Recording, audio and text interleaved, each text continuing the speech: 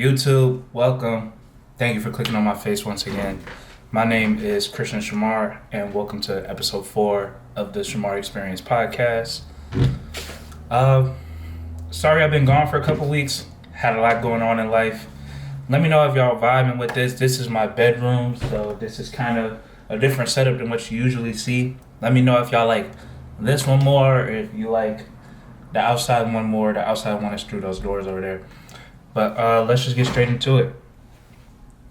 For this episode, I wanted it to be kind of like a return to form. As you can see in the title, it's something related to like back to our regularly scheduled program or something like that. So let's just get straight into it. Got all the prompts for today. Start with a life update. School and life. School has been actually fairly cool. School has been fairly cool. Bars, rhyming accidentally. Nah, let me stop. Y'all remember that? Rhyming accidentally from Chris Moore. But school has been cool for the most part. I've been doing really well, and my class is just trying to stay on top of them and everything like that. When it comes to life has been I don't want to say the thing that's been kicking my ass, but the thing that's been kind of like pushing everything into high gear. Got a lot of things coming up very quickly. First thing, trying to work on getting a Magic Potential started for the year. Been having a lot of setbacks, been having a lot of hoops, a lot of obstacles, but we looking at March, which is unfortunate because we starting 2 months behind, but it is what it is. For people that don't know, I have a clothing brand called Magic Potential. I wanted to get started back in January, but I wanted to get started releasing this year in January, but the way this year is going to look, and it's going to look like March, maybe even April. Next, when it comes to life, I've been doing a lot of interviews for internships. Let me put these on. Been doing a lot of interviews for internships over the summer, trying to get an internship secured. Not going to tell y'all exactly what it's for, what the positions are, or anything like that. Just know we've been working behind the scenes, man. Been doing a lot of stuff with my current job. Been doing a lot of stuff with my school, which is my current job. You know. If you know, you know, man. We talked about it in episode 1. Also, the main channel. I know a lot of y'all been asking about the main channel. I haven't been consistent on the main channel. I haven't been consistent on here, which then leads into TikTok, which then leads into Instagram. The only thing I've been consistent with is like album of the week, which that actually helps a lot. It saves me a lot of the time for making content. But back on the content grind. Just wanted to start with the pod because the pod is something that I enjoy doing. It's kind of like a release. It's kind of like a release in a sense when it comes to the pod. Speaking of the pod, once again, let me know if y'all prefer this setup, kind of the one-on-one camera, where it's like I'm talking to y'all, where I'm in this space, in this environment, in the room, or if y'all like it where I'm out in my living room, where I have like the light and the photos and stuff. Let me know what y'all vibing with. Let me know what y'all like. Put that down in the comments down below. Let's move on. Instead of releasing on Sundays, just because I peeped that the engagement wasn't necessarily there, we're going to be releasing pod episodes on Thursday. So every Thursday, be on the lookout for pod episodes. I know I said this with Sunday episodes, but releasing on Sunday just wasn't ideal. I didn't really feel like I had enough time. But I feel like now releasing on Thursdays, not only is it going to give me more time when I shoot these, because I usually shoot these like sometime during the week or on the weekend. Releasing on Thursday is going to give me a better chance to do what I need to get done. So now that life updates and everything are out the way, let's move on to our current events part of the show. First current event, major thing. Robert F. Kennedy Jr. has been selected as the Secretary of the Health Department for the United States. I don't really like to be super political on this. I don't want to be super political on this. But if you all know anything about what Robert F. Kennedy has been saying recently, not the nicest things in the world when it comes to black people and women's health and things like that. So the fact that he's about to be the Secretary of the Health Department is insane. Also, this one I saw on Black Millionaire's Instagram. Over the weekend, the Department of Education threatened to pull federal funding from public schools that don't stop all their DEI programs by the end of February. If you don't know what DEI stands for Diversity, Equity, and Inclusion. What diversity, equity, and inclusion is, make sure what that does, in a sense, is just to make sure that everybody from different walks of life that aren't cisgender white males or cisgender white females, so minorities, people in the LGBTQ plus community, things like that, that they have the same opportunities and rights when it comes to being in schools, when it comes to the workforce, things like that. So the Department of Education threatening to pull federal funding from public schools that don't stop all their DEI programs is actually very concerning. The reason why it's concerning is because these are public schools, open to the public. Who's included in the public? Minorities. Minorities can be black people, Asian people, Hispanic people, etc., etc. Who else is included in the minority? LGBTQ plus people, which includes gay, straight, gay, lesbian, transgender, pansexual, bisexual. You get it. Who else is included in that? Anybody that's not a cisgender white male or a cisgender white female. These are public schools. Public school was created for people of color, for minorities, things like that, because, well, first off, not entirely, excuse me. School was created for people to get higher education. At the time when school was brought into America, because school was not started in America, school was started in England. If I'm wrong, please correct me in the comments, but school was started in England back in the day. School was brought over to America. And school was for, you guessed it, cisgender white men. It wasn't for cisgender white women because they weren't worthy of being taught in school yet.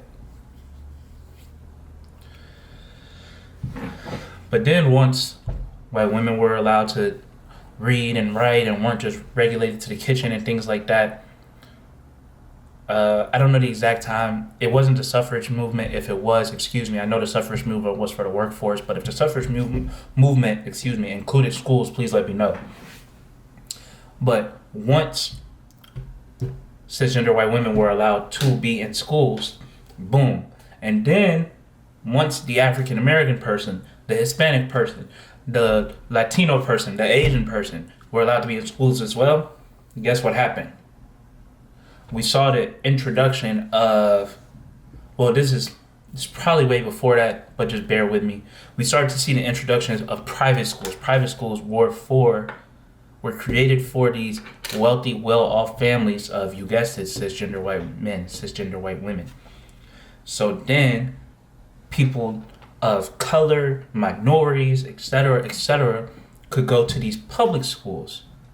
So the fact that they are trying to pull federal funding from public schools, which 9 times out of 10, these public schools are housing people who can only afford to go to public school, people who cannot afford to go to these private institutions, people that look like me, people that probably look like you, people that probably have the same sexual orientation as you, people who love who they love, people who do what they do.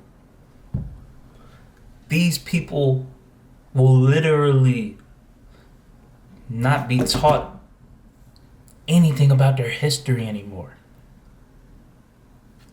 No more Gandhi. No more MLK. No more Malcolm X. excuse me, I don't know any civil rights activists in the LGBTQ plus community, but if there are some, no more of them. No more civil rights activists in the Asian communities. No more civil rights activists in the Latino communities being taught.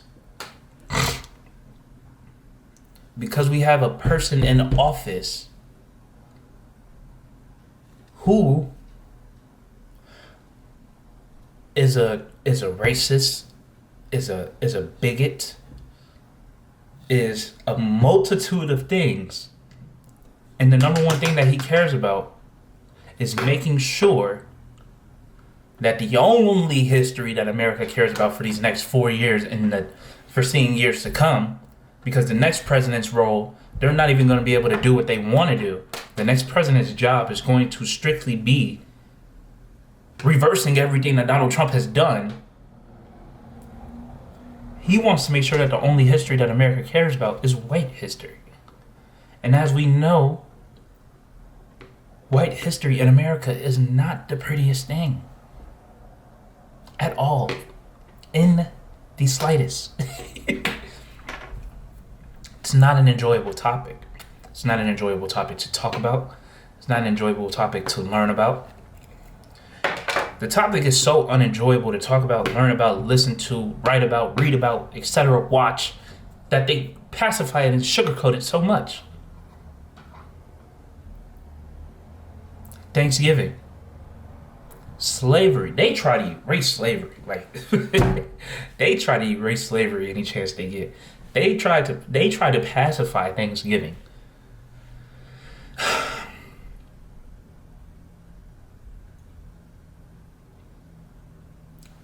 It's crazy. It's insane. It's ridiculous. Truthfully, honestly. The removal of DEI programs across the nation is insane. The Target boycott is crazy, which hurts. I like getting my t-shirts from Target. Target got the monopoly on the t-shirts. Them Goodfellas, come on now, bro. Now them Goodfella beaters is some bullshit. Them Goodfella tanks is some bullshit. But them tees, come on now, bruh. But you see Target experiencing boycotts, backlash. And their investors are upset because Target got rid of DEI programs without telling anybody. You got a place like Aldi. Shop for less. All them niggas shop at Aldi. Come on now, Aldi is a black person's dream. What? Get all this food and still got money left? Come on now. Walmart. Come on now. The removal of DI programs is showing these companies are showing their ass. So the companies that still stick by it, I just read somewhere that Ben & Jerry's, their parent company, won't even let them speak bad about what the hell is going on. And Ben & Jerry's was practically started because of DEI. Because Ben & Jerry couldn't get their stuff because they didn't like the ice cream or whatever, and they couldn't get their stuff into these grocery stores.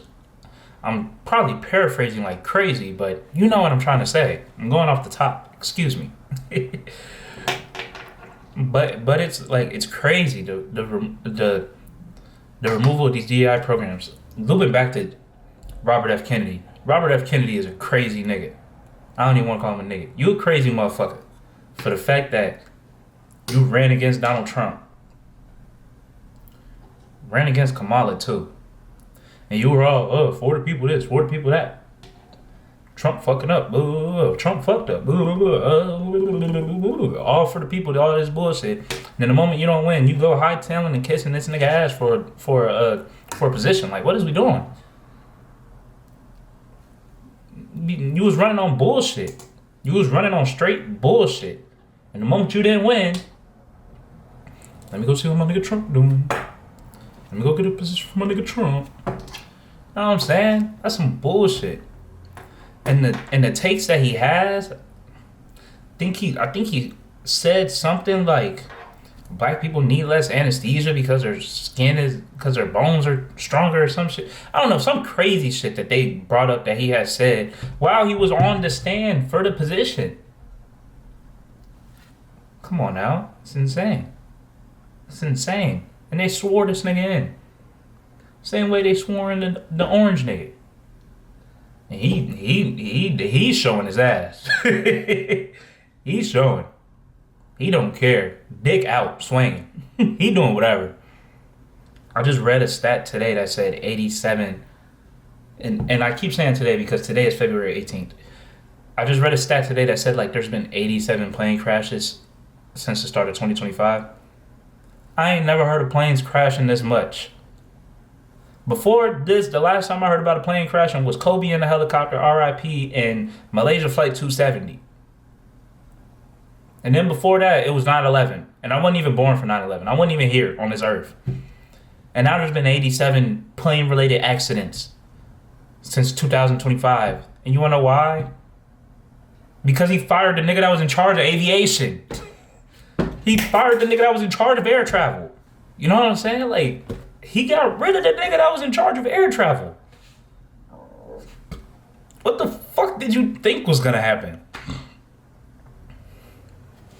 Let me put it like this. If you're in school, because we all went to school, let's say middle school. Hopefully we all went to middle school. If you were homeschooled, nigga, follow along. Let's say your principal got fired by your superintendent, right? And your principal was the one regulating everything. If there was a dress code, if there was a uniform, the grades, the teachers, the students, goddamn. And they don't hire another principal, don't you think the school would go into disarray? So let me put this into perspective. The President of the United States fires the person in charge of aviation travel. Don't you think aviation travel is going to get fucked up? It's crazy to me. And another thing, I didn't have this down here, but the fact that Elon Musk is trying to get into the IRS profiles and stuff like that is insane. Nigga, you ain't even American. Like, you should not be able to have a position in office. You not even American. Point blank, period. Same way Donald Trump shouldn't be allowed to be the president. He is a felon. As a felon, you can't even vote to be the president. So I can't vote to be the president, but I can run to be the president? Come on. This is crazy. This is bullshit. These niggas are out here doing shit because they can. Speaking of a nigga that's doing shit because he can, shout out to motherfucking Kendrick Lamar. That transition was crazy, bro. We had to get up to the next point. Y'all know I like to keep these between like 35 to 40 minutes. Kendrick Lamar won, I want to say like 5 Grammys. It was between 3 and 5. I can't remember off the top of my head. All from G and X. But a good chunk of them were for Not Like Us. Kendrick Lamar performs Not Like Us at the Super Bowl. Talks about this nigga Drake like a dog. Talking about, I know they like to sue. Goes on national television and says, hey Drake, I hear you like him young. You better not ever go to Cell Block 1. And then a minor happens and the entire arena erupted. Now I know I seen Kai Cenat saying that the arena was quiet. I know I seen other people saying the arena was quiet and that they artificial the sound, the XYZ. I don't care. Because to the niggas that was watching live, the 133.5 million Americans that was watching live, nigga, the whole arena said Cell Block 100,000 niggas. 100,000 niggas said A minor. 100,000. Not to mention the 1.33.5 million niggas at home that's probably said it too. So it's really 1.33.6. It's really 133.6 million people. Nigga, like, fuck. Just doing shit. And I respect it. You gotta be a different level of a hater to do the shit Kendrick Lamar did. And I fucking condone it. All you niggas that be hating on niggas, you niggas ain't hating enough. Cause Kendrick Lamar done blew you niggas out the water. You niggas need to start hating more. You niggas ain't hating enough. No cap. Cause Kendrick Lamar wiping the floor with niggas. Now that we talked about the Super Bowl, Kendrick Lamar, we talked about the Super Bowl, we're gonna transition into the sports corner, aka the sports topic of the show. We're going to do All-Star Weekend first just because that's the freshest in my mind. All-Star Weekend is some bullshit. We got to go back to the old format. Just one game, East versus West. Get the best niggas. Tell them niggas come hoop. The dunk contest. Shout out Mac McClung. Three-peated before Patrick Mahomes. Stephon Castle give him a run for his money. Y'all know I'm a Bulls fan. Mateus. I believe that's how you pronounce his name. I'm sorry, you got a foreign name, my nigga, and I know you're not foreign. I know you from the city. I know you from the bitty. But your dunks was basic, like, and then now Andre Jackson, nigga, I don't even remember what he did. Stephon Castle put up a good fight. Matt McClung put up a good fight. I saw Ja was talking about getting back in the dunk contest. Zach LaVine was talking about getting back in the dunk contest. Aaron Gordon was talking about it. Giannis was talking about it. Look, it's a whole lot of talk. The dunk contest ain't been popping since 2016. We need the niggas that people care about in the dunk contest. Not to say people don't care about Matt McClung, Stephon Castle, Mateus. I'm just calling him Matt. Matt Bully. That's what I'm going to call him from now on. Shout out my nigga Matt Bully. Not saying people don't care about Matt Bully and Andre Jackson. Because they NBA players. They got their fans, of course. But the general audience, All-Star is for people that don't watch the season 24/7. And I think that's the problem with the NBA. The NBA thinks that All-Star is for the diehard fans. All-Star is for the niggas that treat it like the Super Bowl. Nigga, I ain't watched all year, but we gonna kick it with the homies and watch the Super Bowl. That's what All-Star is. And they're getting away from that. They think that All-Star is for the diehard fans. Niggas don't care about no 4v4 tournament, nigga, where the NBA players is playing the rising stars in the G League, niggas. They want to see LeBron go at motherfucking Kevin Durant, nigga. Point blank, period. Simple. That is what people tune in for. My mom told me she ain't watched the All-Star game since Derrick Rose because she don't even know who these niggas are. That is who All-Star is for. All-Star is for casual fans. So make it easy to digest. I respect getting the up-and-comers in the league and having them represent at the slam dunk contest and the three-point contest and the Rising Stars game. All of that is cool.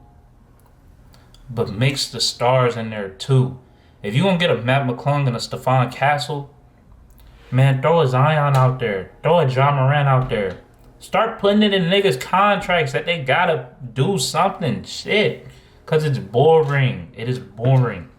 I ain't even tune into the game. I watched the highlights. But the 5v5 tournament with 4 teams and niggas only going up to 40 points. Bro, I remember the All-Star game, niggas was dropping like 260. I ain't saying they gotta do that because it'd be no defense played, but shit, like, do something. I seen 520 podcasts, they was talking about having the winning team get $1 million apiece and then having the losing team get $100,000 apiece. Shit, I ain't seen neither one of them numbers in my bank account in life, but I know, nigga, I'm gonna play my ass off for that $1 million if it means if I lose, I get $900,000 less. Nigga, I'm playing my ass off. What? Nigga, fuck, like, I'm step back. I'm cooking up like Kyrie, nigga. Like, come on now. Now let's move on to the NFL. I'm gonna react to all of my NFL picks that I had winning and losing, and we're gonna see how accurate I was. So it's gonna be a couple seconds for me. It's gonna be a minute for me, but it's gonna be a quick cut for y'all. So 3, 2, 1. Okay, I just had to look up my predictions and see what I said. Let's get straight into it. So for the college football championship, I had 34-28 for Notre Dame. I was wrong. The game ended up being 34-23 Ohio State. Let's count how many games we got. 1, 2, 3, 4, 5, 6, 7, 8. So 0 for 8 right now. Next up, I had Bills Broncos. For Bills Broncos, I had the Bills winning. I was correct. So that was right. For the AFC Championship, I had Chiefs Eagles. No, excuse me. I had Chiefs Ravens with the Ravens winning. The real NFC Championship ended up being Chiefs Bills with the Chiefs winning. So I was wrong. Next up, for the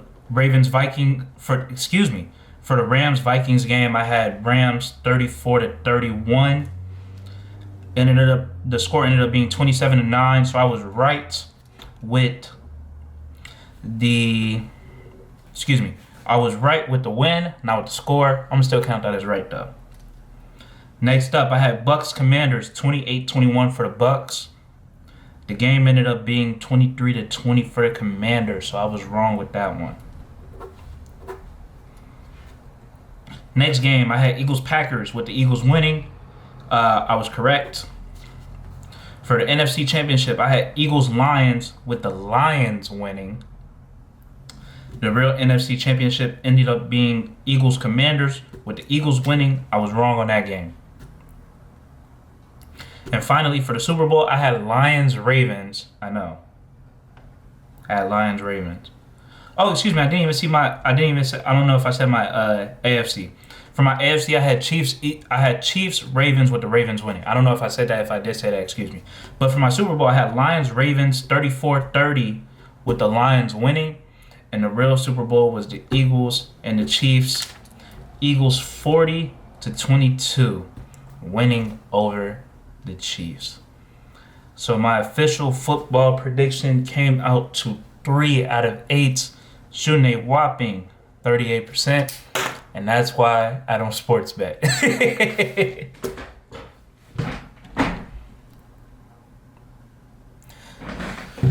Finally, moving out of the sports corner and into our last segment of the show, album of the week. I listened to 4 albums this week. Let's start it off. My first album was Ticket. This was my Wheel Spin album. The Wheel Spin was 2020's. It was 2020's male rock. So I listened to Ticket to My Downfall by MGK, otherwise known as Machine Gun Kelly. To be quite frank, I've loved Machine Gun Kelly's era of being a rock artist. I think it was amazing. I think he did a really good job. This was the first ever Machine Gun Kelly album I sat through and listened to as a poet since the one where he was like, I'm from the land till I die, that one I was on 2K. My favorite song on there was All I Know. My least favorite song was Concert for Aliens. My summary was I loved the album since it came out, and my rating for it was a 27 out of 30. For anybody that doesn't know, 27 out of 30, 1 to 10 is bad, 11 to 20 is all right, 21 to 30 is great. So think of a 27 out of 30 as like an 8. My next album I had For the Love of the Road by She TS. Shout out to Swave on TikTok. I love Swave's videos, and he actually put me on to She. So when I saw that She had an album out on Apple Music, I decided to listen to it. This was not a Wheel Spin album. This was a personal pick. My favorite song was Pray For Us. My least favorite song was Magic. My summary was, once again, shout out to Swave. He put me on. And the rating I gave it was a 24 out of 30. My next album was Intrude by Lil Dill. Lil Dill, I loved him since I heard his song on TikTok, Chef Boy. That song is actually in my playlist. That song is in my playlist, and yeah, I loved it since. So when I saw once again that he had an album out on Apple Music, I listened to it. This was a personal pick album. Favorite song was F12 featuring T Grizzly. My least favorite song was R.I.P. Gang. My summary for it was a good album. I'm looking forward to more music, which I'm always looking forward to more music from artists that I actually like. I wouldn't say that he's one of my favorites or anything, but he's one of those people that, at least for me, when he has a project out, I'm gonna sit there and listen. And I gave this album a 22 out of 30. So just kind of on the cusp of being great.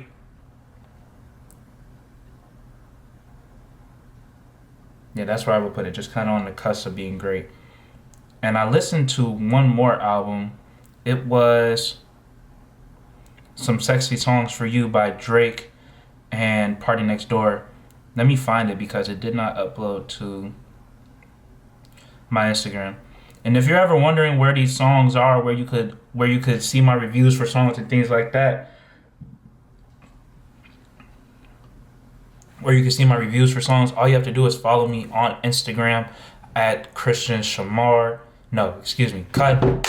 If you ever want to see my reviews for songs in real time and don't want to wait to the podcast, all you have to do is follow me on Instagram and on my social medias at whereiscse, whereiscse.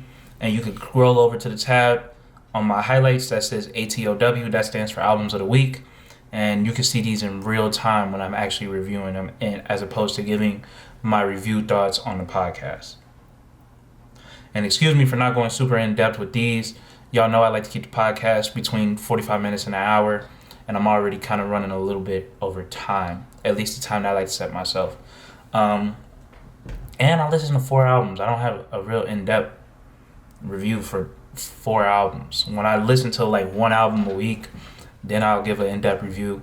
But for 4 albums, I don't really have an in-depth review. I just have my review that I put on Instagram. So, last but not least, the last album that I listened to, personal pick album, Some Sexy Songs for You by Drake and Party Next Door. My favorite songs were Brian Steele and Give Me a Hug. My least favorite song was Meet Your Padre. That song is ass. Drake, do not try to do the Spanish music again. That shit was garbage. My summary, in my opinion, it was a great bounce back for Drake. If Drake would have just did this from the beginning instead of all that, I know I didn't say I have a summary, but now I have a summary. If Drake didn't do all that bullshit in the beginning, all that suing and complaining and he pushing his music more than mine, all that weird shit, like, bro, just shut the fuck up and make good music, niggas would have been way more receptive to this.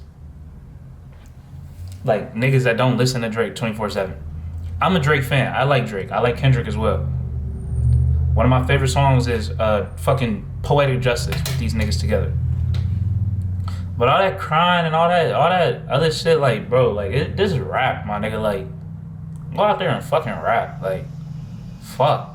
And if you're gonna do the R&B shit, go out there and do the R&B shit. Just sit down, shut up. It's a rap beef. You lost, nigga. Buckle up. I get it. He said some OD shit. A lot of niggas done said a lot of worse shit. Period. Point blank, period. He said some OD shit. Nigga, if you ain't in jail, nigga. Nah, that sounds bad. But, bro, like, you tripping. Like, you could just treat all this shit as rumors, blah, blah, blah. I get it. He said some OD shit. But, bro, like, all that suing shit, bro, this is rap. Like, niggas look at you differently. Like, no bad. Like, shut up and rap. Shit. On this rap beef, nigga, come out and rap. And Give Me a Hug was good, bro. Like, if you would have just shut up, let Kendrick have his moment, y'all did it back and forth, boom, he won, cool, then shut up, made Some Sexy Songs for You, and then you had Give Me a Hug, bro. Like, niggas would have been like, oh, okay, he's still on that, let's get it, you know what I'm saying? But now you want to do all that suing and shit. Like, bro, that shit was weird. But, like I said, my summary, it was a great bounce back for Drake. It was great to hear Party Next Door again, and I'm going to give the album a 25 out of 30. If you are here to the end of this video, I just want to say thank you so much for tuning into my podcast once again. I am your host, Christian Shamar. This is another episode of the Shamar Experience. Make sure to imagine your potential, turn it into reality, and I'll see you next Thursday. I'm out. Peace.